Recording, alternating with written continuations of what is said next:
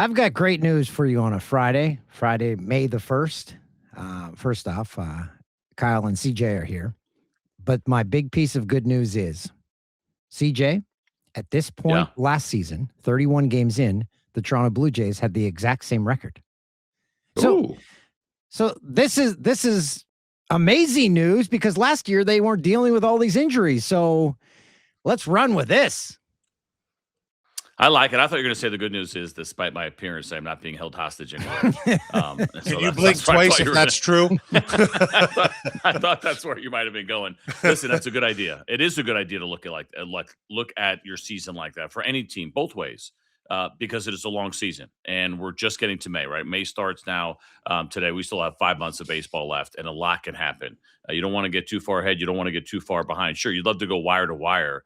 But that's not really a reality for most teams. You got to be a power team and a super team with that kind of roster to make that happen. So I would look at that as some encouraging news. Now, remember, of course, the runs that you at some point have to go on, right? And if you're a pessimist and you're a Jays fan, you look at the roster and say how much they have the ability to do that. If you're an optimist, you start to look at it and say, yeah, there's possibilities, and they got to find those pockets when the schedule provides it that you can go on a couple of runs. They're playing much better. What is it, 7-4 now over their last 11, right? That's a real encouraging sign. You're going to need a few more of those, and then even more so as far as adding and making up for some of this ground lost early on. But I would look at that as absolutely encouraging, and happy to be with Mr. Brightside today. CJ, I'd like to hear your thoughts on presence versus performance of these players coming back. Because, I mean, we have you Savage back. Springer is back. We know Barger's right around the corner. Then Barrios. These guys are going to start rolling back into the lineup. But because this team cannot fly under the radar this season like they did for most of last season, these guys not only need to get back in the lineup, but they need to start performing immediately and right this ship. They do, and I would say when it comes to the lineup in particular, and with Springer already back, and then eventually adding Barger, it's not just what they're doing, but then what they provide for the rest of the lineup. Like lineup protection and lineup construction is a real thing. And when you're a little bit light and you're on the other side and you're putting your game plan together, I would tell you right now, there's a lot of teams that are like, Vladdy's not going to beat us. We just cannot allow him to beat us based on the way that this lineup is set up right now. As they get stronger, and then eventually even Alejandro Kirk somewhere down the line, that will not be nearly as easy to do because of the way that the lineup is constructed. So, yeah, they have to perform, absolutely. I thought Trey Savage looked pretty good in his first one. But it's also what it does to everybody else, right? What it does to who comes out of the rotation, maybe goes into the bullpen, what the lineup ends up being like, how much better is the defense, right, when you get it right? How much better can you play platoons? What does that do for John Schneider and his bench? So while we'll look at the individuals and we'll look at the stat lines, absolutely, you need production. But there are some things that you'll see in there, ancillary benefits of getting everybody back that are not going to show up in a stat line. Kevin Gausman, his worst performance of the season in the opener in Minnesota. They lose 7-1. The way I would view that as a professional athlete, I'm far from one. You can easily put those aside. That's much better than losing a game 4-3 in extras. Am I correct on this? Yeah, it's almost like the old adage of, would you rather give up a wall scraper or a 500-foot home run, right? They all count the same. What feels better, just take the blowout because you're going to get them sooner or later anyway. I would say that probably Kevin Gausman doesn't feel that way for him going his 5 1/3 and giving up those 4 runs, couple of home runs in there, which usually are not a problem for him. But, yeah, there's something to that. I mean, I think John Schneider would rather have had a shot to win that game. And had a chance maybe to pull something off late. So you take the blowout. You don't love it in game 1 of a series either, a 4-game series that they have here against the Minnesota Twins. But there's some validity to it. Maybe it's easier to shake it off, right? Like when you have a night when you get blown out, as opposed to like, man, was there 1 or 2 other things I could have done as a player, as a manager that would have put our team in a better position to actually win that game? Yeah, that'll keep you up at night a little bit. But bad outings do too. CJ, is it fair to say that Patrick Corbin has exceeded expectations in Toronto? He's on the hill again tonight, and I feel like he's the bargain of the season for this team so far. 100%, right? I mean, if you looked around at the starters that were available late in spring training, we had the same conversation here in Atlanta, and you're like, man, what about Chris Bassett? What about Zach Littell? Should we add one of these guys for the teams that were looking for pitching potentially late in spring or even early in the season? Those guys aren't doing well, right? A lot of those guys are not throwing particularly well right now to start the season. And then here comes Patrick Corbin, who's kind of forgotten about and takes $1 million, which by these standards these days is barely over the minimum, clearly showing you that he wanted to pitch. And we talked about it at the time when they signed him. He has always been a guy that's taken the ball. Yeah, he had a rough go of it in Washington after that first year and that big contract that he had, but he wanted to keep going, right? He could have taken his pile of cash and went home, but this dude's a competitor. He wants to go out there and he wants to win. He's certainly not doing it for the money. He didn't do it last year with the Texas Rangers for the money, and now here an opportunity. He sees an opportunity to win, to help a team out. Clearly a team guy first, and he's kind of a baller, for lack of a better phrase, right? He gets after it. He's not going to necessarily wow you with his stuff, but he's going to go out and he's going to compete. And he's going to keep you in games. Now, hopefully, the Jays coaches have noticed what every single person notices when Corbin gets the ball, and Dan Schulman mentions it every time. Third time through the order, it's alarm bells going off. I think they must have got the memo by now with the Jays having their eye on that. It should have been even going in, right? This is a really easy number to find, and it's been a topic of conversation now. We're probably a decade into this conversation where it really wasn't a thing during, my playing time, right? You're a starter, you're trying to go as deep as you can and hopefully at least 6, 7, potentially 8 innings. Yeah, it is a real thing for certain guys. It depends on your stuff. It depends on your swing and miss. It depends on what your plan B looks like. Like after you go through the order once, if you don't feel like what you have and brought to the table is not something you can repeat, right? Then you have to go to the next part of your game plan. And if that doesn't run really deep, it's, you're not talking about a 5-inning pitcher or what you see with the opener, right? The guys that are 5-inning pitchers essentially only want going through the order twice. A lot of times you'll see these teams use the opener. I know it is not as popular as it once was. Have a reliever throw the first inning. And the reason that you do that is then you can get more out of the starter and he doesn't have to go through the middle of the order a third time, right? So we can get you a few more hitters, get you a little bit deeper in the game, but it's not the toughest part of the lineup. So it's there. I'm looking at it right now, actually. His second time through the order for Patrick Corbin is actually worse, believe it or not, from a batting average standpoint. But batting average doesn't always tell you the whole story. But it is the thing. It's absolutely a thing you have to keep an eye on. I think it's one of those things, too, and you got to get a little deeper into the season, I think, to feel better about the data that you're looking at. But if a guy has a bad game or two, that second time is going to really blow up. Right. And if he's pitching well enough, at least get to the third time, that's when you got to start probably making more aggressive decisions. And it's also your eyeballs, the batting average, the OPS, any home runs, any of that stuff. It all matters. But this is also for Pete Walker, for John Schneider. It is all about your eyeballs. What are you seeing? Is the stuff starting to come down? Do you want to push it a little bit? You get burned a couple of times and then you generally don't do it anymore. From openers to closers, CJ, is this now Varland's job to lose this closer role? It is his. It's 100% his. My buddy Kevin Franson, who I work with on XM and also calls the Nationals games on television, had brought up, and this is wild to me, and it was a great point. Look at Mason Miller's numbers compared to Louis Varland's right now. Mason Miller's been the topic of conversation around baseball and how dominant he has been. Louis Varland's got a case. As good, no, but not far off. His swing and miss is off the charts right now. His strikeout rate of over 40% is so absurdly high, right? Your league average is about 23. Your really good pitchers, your real dominant guys that we talk about get into the 30s, and Varland's at 43%. It's early, but he is striking out 43% of batters. That is tremendous swing and miss, knows how to generate it, knows how to generate some chase. I saw a quote from John Schneider just kind of talking about what kind of guy he is. And it's, and he back here now in Minnesota. And it just seems like he just shows up and he goes to work and there's no drama. And wherever you want me to pitch, I'll pitch. It absolutely has to be in the closer role right now. I mean, that it's domination. It is domination for him. And they found their guy. There's no going back at this point. It's not like he's going to have, like, for me, a couple of bad days. Like, oh, do we need to reconsider? Right? We talked about, is it the platoon situation? Is that maybe what you should do with Rodgers until you get this thing settled and hopefully get Jeff Hoffman back? This guy is pitching like one of the better closers in all of baseball. So to me, this is a done deal, and he's your closer, and he can have a bad week once in a while too. I'm glad you mentioned Rodgers. I haven't checked how many holds he has, but he has to be top of near the league because, as we've talked about before with Keegs, if you want the most boring performance ever and nothing happens, Tyler Rodgers is your guy, and that's what you want from a pitcher. Boring is good. It's not going to be strikeouts, right? It's a ridiculously low strikeout rate. He's going to pitch to contact. They're going to hit the ball on the ground. He has this absurd ground ball rate of over 70%. And league average is going to put you in the low to mid 40s. That's how hard it is to get the baseball in the air against him. And so, yeah, I'll take boring too. Boring is good in baseball. We don't want our sport to be boring, but we want some guys to come in that you're hardly noticing. because they're getting the job done. There's no drama. They're not walking guys. They're not getting, allowing hard hit outs or whatever it may be, or borderline fly balls that are deep. Just boom, boom, boom. You got really sleepy, not throwing very hard. How did a guy that's throwing 83 miles an hour just get me out? That's what a lot of hitters are saying as they're going back to the dugout. But and listen, the Jays at the time, and I still believe probably were a little bit over aggressive in bringing him in on the contract size. But I tell you right now, as of today, they probably do it again. Speaking of Tyler Rogers, I just want to throw a hypothetical out here for you, CJ. If Trey Savage were to start a game and Rogers was to come in relief and then it were to go to Varland, is there possibly a better 1-2-3 punch for the hitters to simply be unable to adjust to arm angles and pitch types at that point?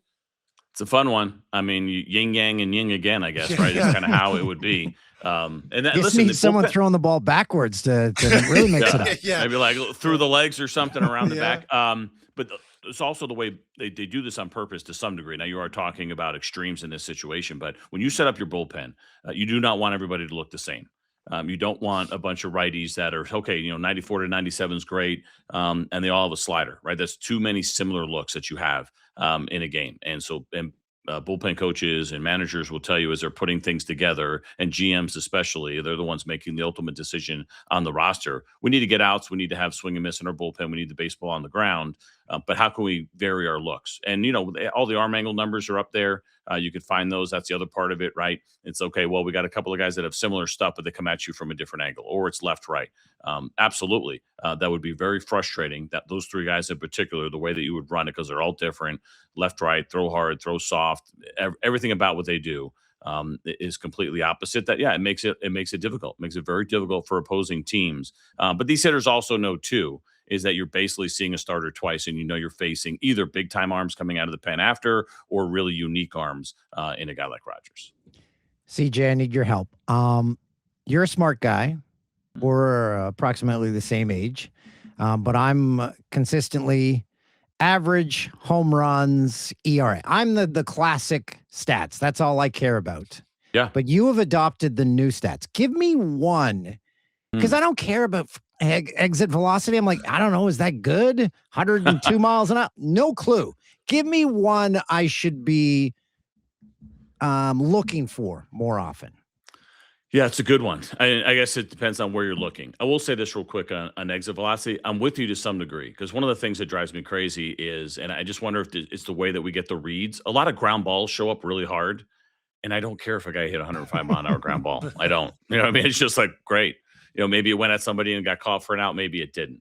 I think when StatCast first happened, they were pushing hard, and it was a little bit more marketing and get you excited and like, wow, Ellie De La Cruz hit this ball 110 miles an hour right at the shortstop. It was a 3-hopper. Like, who cares, right? I mean, so that one to me, I'm with you. Now, I will say, when I looked at Trey Savage's outing, low exit velocity for that first outing was really low, and it was good. It means he's keeping the baseball off the barrel, right? Because there wasn't a lot of strikeouts in his outing, but there was a lot of weak contact. So you look at that as a really good thing. But if you're focusing on one now, okay, let me ask you this: was OPS? Is that would you consider that to be? I glance at that. I glance. Oh, yeah.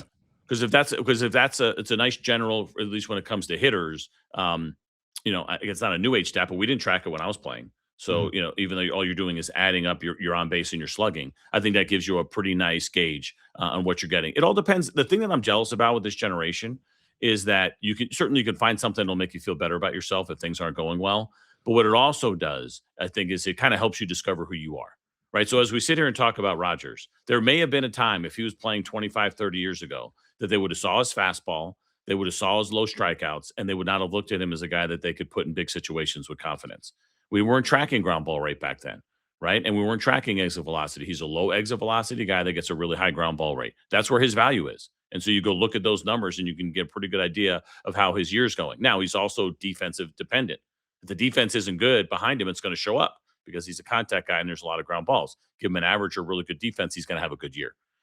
So it all depends. Like we talked about the strikeout rate for Varland. Like for him, that matters. And at the end of the day, yes, all that really matters are the saves. Did you get the outs that we needed at the end of the game and finish it up? Yeah, that is absolutely the most important thing. But as we're comparing him to others around the league, give me strikeout rate on relievers, especially late inning guys with big runs. Give me OPS on your hitters. And then your starter, it just all depends on who the guys. I still like seeing guys get deep in games. Yep. Like, give me your innings pitched per start. It doesn't matter as much when it comes to like Cy Young Award voting, which it kind of bums me out a little bit. But I still think that matters. If you're getting deep in games in this day and age, you're pitching well. That one still matters. Just real quick, what stat would have helped you when you played that didn't exist? Yeah, I would say probably the ground ball rate. I think I would have had a better idea of who I was. I started seeing it at the end where they were doing the ratio, the ground outs, the fly outs, and I was like, oh, mine's actually in a pretty good spot. Like instead of thinking I had to be somebody else, that I wasn't, right? You start to embrace who you are. I had a pretty good two-seam fastball. That's a ground ball pitch, and say, hey, this is going to work, and just continue to feed that. And that's the kind of guy that you are. And then I still, for me, as a member back then, it was you could face one lefty and get out of the game. Right. And that was kind of my role. I come in and I had to face Jim Thome. I had to face Ken Griffey. You either got him out or you didn't. And chances are I was out of the game regardless of the result. And so that lefty batting average still probably matters to some degree, but it doesn't as much as it used to. But under the old rules, that was something I focused on. And that was something that still mattered. This is a note for both of you gentlemen, in fact, because not all is rosy in Blue Jay land. Are you gentlemen familiar with the annual tradition in the Blue Jays park of Cricket Day at the Park? Are we familiar with that? No, well, they celebrate the game of cricket, and this year on May 23rd, they will be doing it for the 4th annual time. However, the team has had to cease contact and cease a partnership with Cricket Canada after the Fifth Estate on CBC revealed allegations of threats, corruption, and match fixing involve the organization, as they've been tied back to a violent criminal group and designated a terrorist entity. So if you were going to celebrate Cricket Day on the 23rd in Toronto, I think you guys should make new plans or have lowered your expectations. Were they playing cricket matches at Rogers Center? I think there was some sort of a demonstration. The captains of the teams would throw out the first pitch. I don't know if they bounced it or if they were just losing control of their splitter. I don't know, but I think they gave out the cricket bats, and that might have what set this all off. Don't Instant do that violence. on $1 hot dog day. I'll say that. Yeah, for sure. Well, I got to tell you, if you were to tell me like, hey, there's a sport that's heavily involved in terrorism, cricket would not have been in my top 5. As long as it's not bark at the park, the most baffling promotion that I cannot wrap my head around why you would ever bring your bring your dog to a 2.5, 3-hour baseball game. Yeah, we don't have it here in Atlanta. It's too hot. And it's dumb. Yeah. Well, I don't know. So we have a bull mastiff at home that definitely has separation anxiety. I got the look today or yesterday when I packed my suitcase. She knows I'm leaving. So it was up to her. I think she would come to the game. I think she'd sit in the booth with me if she could. And Dan, I don't know if you've flown recently, but people pretty much bring their dogs wherever the hell they want at this point. And I think I've seen a bull mastiff on a flight recently. Oh my gosh. So bad. So bad. No. Before you leave, any thoughts on the managerial changes in baseball? Oh, yeah, it's been pretty brutal. I feel bad for these guys. I think Alex Cora is highly respected, and you see him right away getting offered the Philadelphia Phillies job and turning it down. He very likely would be the most highly sought after manager, and we'll see how many managerial openings we have this year. Right, there were so many. A turnover from last opening day, we had 10 new managers for this opening day. And so I don't think we'll see anything like that, but clearly the Philadelphia Phillies job will be open. We'll see about the New York Mets. I like all those guys. Rob Thompson, Canadian guy, great guy. I had him as a coach when I was with the New York Yankees. It's not his fault. Both the Boston Red Sox and the Philadelphia Phillies have a roster issue. The roster is the problem. They did not have great off seasons. They did not address needs that they had. And it starts to show up here early on, plus some injuries like everybody else, and they get off to bad starts. But I don't think either one of those clubhouses were particularly thrilled with what has changed. I think Carlos Mendoza, unfortunately, is probably in a little bit of trouble with the New York Mets. I will tell you that if you watch his interviews, we have him on once in a while on XM. There's a part of me that almost wants to see him get let go so he can, I'm worried about his health. He seems so stressed out right now. And every conversation, you can tell he's wearing every single loss when he goes home. He's not probably sleeping particularly well. And it's been a mess in Queens, really, really bad. I think they would be almost doing him a favor of letting him maybe enjoy his summer and try something new. But I rarely look at a manager in this day and age like it's his fault. That's why you got to make a change. Unless you lose the clubhouse, unless you're making really bad decisions, we don't always know from the outside. But both of the managers that have been let go so far, highly, highly respected. It was unfortunate, but their teams just got off to terrible starts. And it probably was the best move for him to not take that job and simply ride this out, as you say, because he's going to be the hottest baseball coaching free agent in years, and he can pretty much pick any of the available teams to go to in all likelihood. Yeah, and he's in year 2 of a 3-year contract worth over $21 million. So he's got like $13 million coming to him while he's gonna sit home and hang out with his family. And quite honestly, again, I think the New York Mets job will be open, and if you're Alex Cora, you can probably go to Steve Cohen and say, "Give me the Craig Counsell contract," which is the Yeah. biggest one that we've seen for managers. So he's gonna make a ton of money doing nothing, and he's probably gonna make a ton of money again this offseason. Or with the trend of young managers, they tried to one up everyone. We've got it. Our manager's 19. That's right. That's right. It's crazy, man. DC, right? 33 for Blake Butera is wild, but he's actually doing a pretty decent job over there. They're not pitching well, but they're a tough offense. But that's crazy to have players that are older than you, older and more experienced. That's where things have changed pretty dramatically. It's a weird one. Would you have respected a coach younger than you? You know, at the time, it's a good question. I don't know because I don't know if I ever had one. I might have toward the very end, like when I was playing in winter ball and stuff, but that really doesn't count. Of course, I mean, listen. At the end of the day, when it comes to coaches, all you want to know is the guy's all the way in.